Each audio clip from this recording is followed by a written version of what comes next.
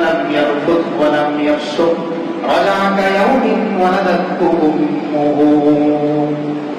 হযরত আবু হুরায়রা রাদিয়াল্লাহু তাআলা আনহু বুখারী শরীফের রিওয়ায়াত। আবু হুরায়রা রাদিয়াল্লাহু তাআলা আনহু বলেন, রাসূল কারীম সাল্লাল্লাহু আলাইহি ওয়াসাল্লাম বলেন, মান হাজ্জা লিল্লাহ, আমরা শব্দগুলো খুব খেয়াল করে শুনব। মান হাজ্জা লিল্লাহ, যে ব্যক্তি আল্লাহর জন্য হজ করে।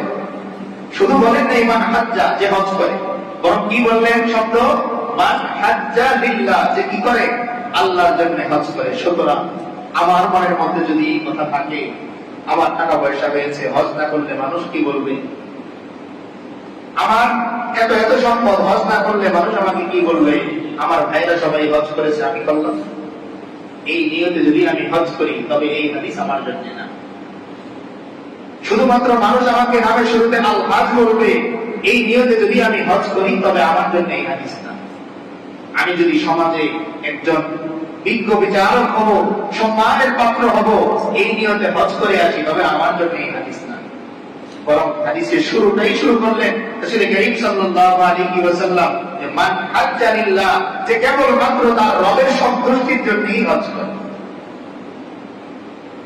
আলাম ইয়ারফুত ওয়ালাম ইয়াফসুক, দুইটা কাজ যদি সে না করে, হজ করলো, কয়টা কাজ থেকে সে বিরত থাকলো? দুইটা। এক নাম্বার হচ্ছে আলাম ইয়ারফুত ওয়ালাম ইয়াফসুক, হজের মধ্যে অন্যায় হয়, হজ নিষিদ্ধ কাজগুলো সে করলো না। ওয়ালাম ইয়াফসুক, এবং সে গালাগালি দেয়া, অনর্থক কথাবার্তা বলা, অযথা বেফায়েস কারোর সাথে ঝগড়া করা, তর্ক করা। এক কথায় একজন মুমিনের জন্য অনুচিত যে কাজগুলো, এই কাজগুলো থেকে যদি সে বিরত থাকতে পারে, তাহলে আল্লাহ রাসূল সাল্লাল্লাহু আলাইহি ওয়াসাল্লাম তার জন্য সুসংবাদ দিচ্ছেন, রাজা কায়াউমিন ওয়ালাদাতহু উম্মুহু, যে বান্দা আল্লাহর সন্তুষ্টির জন্য হজ করলো, হজের নিষিদ্ধ কাজ থেকে সে বিরত থাকলো, ওই বান্দা যেদিন তার দেশে ফিরে আসে, সে যেন তার মায়ের গর্ভ থেকে যেই দিন পবিত্র অবস্থায় জন্ম নিয়েছিল, আল্লাহ তাআলা ওই বান্দাটাকে ওই নবজাতক শিশুর মতো পবিত্র বানিয়ে দেন। রাজা কায়াউমিন ওয়ালাদাতহু উম্মুহু, আল্লাহ রাসূল সাল্লাল্লাহু আলাইহি ওয়াসাল্লাম বলেন যে কোন একজন বান্দা কেবল হজ করলো আল্লাহর সন্তুষ্টির জন্য, কোন নিষিদ্ধ কাজ সে করলো না, তার জীবনটা ওই নিষ্পাপ শিশুর মতো পবিত্র আল্লাহ করে দেন। অর্থাৎ এই মুহূর্তে যদি এই বান্দা ইন্তেকাল করে, তার কবরে সওয়াল জবাব হবে না, আসরের ময়দানেও সওয়াল জবাব হবে না, বিনা হিসাবে আল্লাহ জান্নাত দিয়ে দিবেন। সুবহানাল্লাহ, কি ফজিলত! রাজা কায়াউমিন ওয়ালাদাতহু উম্মুহু, আমার বয়স 65, কিন্তু হজ করার কারণে আল্লাহ তাআলা আমার ওই প্রথম দিন যে আমি মায়ের গর্ভ থেকে এসেছিলাম, ছোট্ট কোমলমতি একটা শিশু, এরকম আমাকে করে দেন, গুনাহমুক্ত জীবন আমার করে দেন একটা হজ। এই হাদিসের সাথে সম্পৃক্ত হযরত আব্দুল্লাহ ইবনে আব্বাস রাদিয়াল্লাহু তাআলা থেকে বর্ণিত যে হজ্জে মাবরুরের ফলাফল, নতিজা, পুরস্কার জান্নাত ছাড়া অন্য কিছু হইতে পারে না। হজ্জে মাবরুর বলা হয় কবুল হজ, আর কবুল হজের জন্য শর্তই হচ্ছে যে সেখানে হজের নিষিদ্ধ কোনো কাজ করা যাবে না। এই হচ্ছে ফজিলত। এত সামান্য ফজিলত, সবচেয়ে বড় ফজিলত আমি আমার রবের ঘর দেখতে পাই। এর চাইতে আর বড় পাওয়া একজন বান্দার আপনি, যে আমি আমার নিজ চোখে আমার রবের ঘর দেখতে পাইছি। এর চাইতে ফজিলতের আর কি আছে?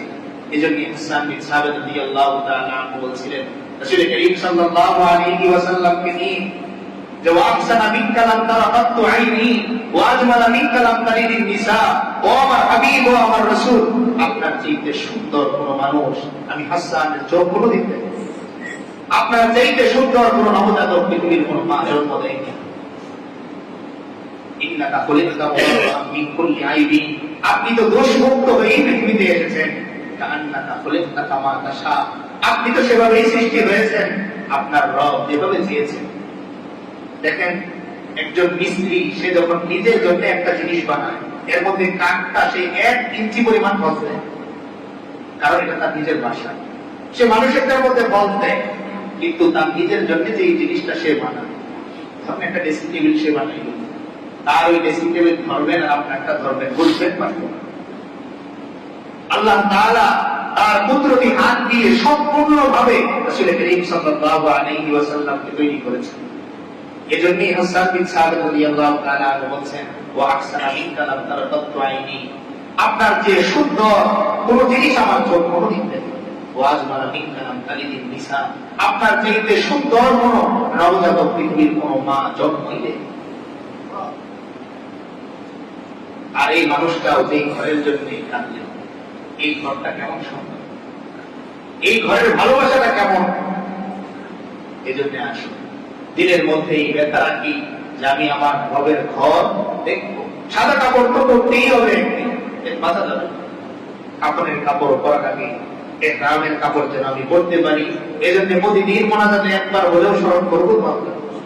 প্রতি মোনাজাতে একবার বলবো, আল্লাহ সাদা কাপড় তো পরাবে নিয়ে করবো, একদিন না চাইলেও একটু ইহরামের সাদা কাপড়টা আমার পরার দৌড়ি বলেন না, করতে হবেই। কাপড়ের কাপড় সাদাই। আপনি যত আরামের কাপড়ই দুনিয়াতে পরেন না কেন, মৃত্যুর পরে কেউ আপনাকে জিজ্ঞেস করবে না কি কাপড় দিব, জিজ্ঞেস করবে সাদা কাপড়ই দিবে আপনার। তাই বারবার দোয়ার মধ্যে রাখবেন, ও আল্লাহ সাদা কাপড় তো পরবই একদিন, তো কাপড়েরটা পরার আগে কোনটা পড়তে চাই, ইহরামের কাপড় পরতে চাই। কোন বান্দা যদি দিনের মধ্যে ব্যথা নিয়ে মনে, এই ব্যথা তার ছিল যে আমি আমার রবের ঘর দেখতে চাই, তবে হাদিস বলে যে ওই বান্দা যদি হজ না করে মারা যায় তো আল্লাহ তাআলা হাশরের ময়দানে আল হাজদের কাতারের মধ্যে তারা দাঁড়ায়। সুবহানাল্লাহ। নিয়ত করতে সমস্যা নেই। আল্লাহ রাসূল সাল্লাল্লাহু আলাইহি ওয়াসাল্লাম কত সুরক্ষা দিয়েছেন, মান হাম্মা বিহাসানাতিন ওয়া লাম ইয়ামাল বিহা কুতিবা লাহু আশারু হাসানাত। যে একজন বান্দা কেবল হজ করার নিয়ত করলো কিন্তু দুর্ভাগ্যক্রমে সে চাইতে পারলো না, এই বান্দার জন্য হাদিসের এই ফলাফল হিসেবে 10টা কবুল হজের সওয়াব। কয়টা হজ? 10টা কবুল হজ। এজন্য আসুন আমরা মনে মনে নিয়ত করি যে আমরা কি দেখবো, আমাদের রবের ঘর দেখবো।